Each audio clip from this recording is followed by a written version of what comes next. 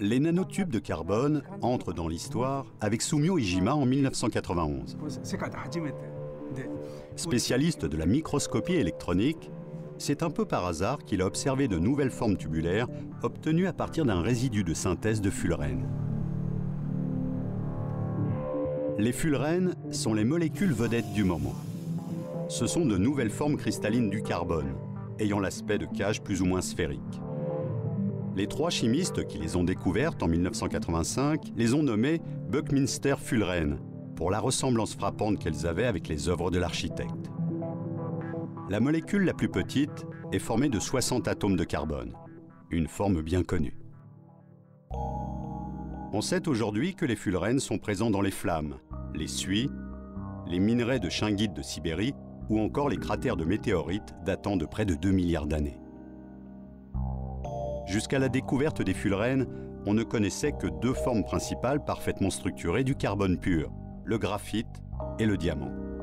L'arrangement hexagonal du graphite se présente sous la forme de feuillets de graphène empilés les uns sur les autres et conférant ainsi de bonnes propriétés mécaniques de frottement.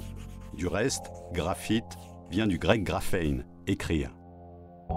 Et les mêmes atomes de carbone, soumis à des pressions et des températures considérables, s'assemblent en tétraèdres au sein de réseaux cubiques extrêmement résistants pour former le diamant.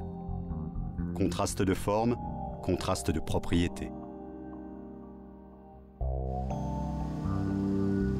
Avec l'avènement des nanotubes de carbone, l'essor des nanotechnologies se confirme, particulièrement dans la voie dite ascendante ou bottom-up, qui à partir d'éléments de base élabore de nouveaux systèmes à l'échelle nanométrique. Mais que sont au juste ces nanotubes qui aujourd'hui ont volé la vedette aux fullerènes?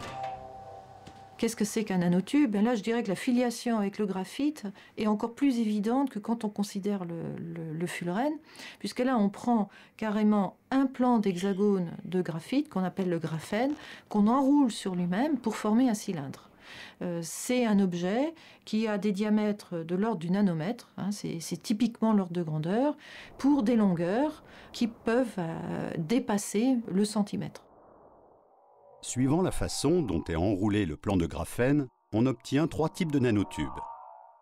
Ce sont ces trois formes qui conditionnent les propriétés électriques des nanotubes de carbone et les rendent semi-conducteurs ou conducteurs.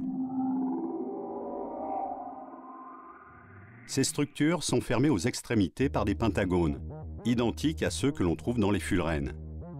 Enfin, ils peuvent être soit monofeuillets, soit multifeuillets, c'est-à-dire constitués d'un ou plusieurs cylindres emboîtés les uns dans les autres. On a d'une part un carbone qui est organisé avec des liaisons chimiques qui sont celles d'un solide, mais sous forme d'un objet qui a les dimensions d'une molécule. Eh bien, c'est ce mélange qui fait que le nanotube est un objet assez extraordinaire.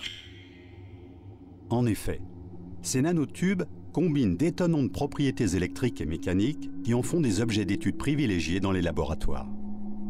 Le défi est cependant de transposer, ne serait-ce que partiellement, ces propriétés à notre échelle.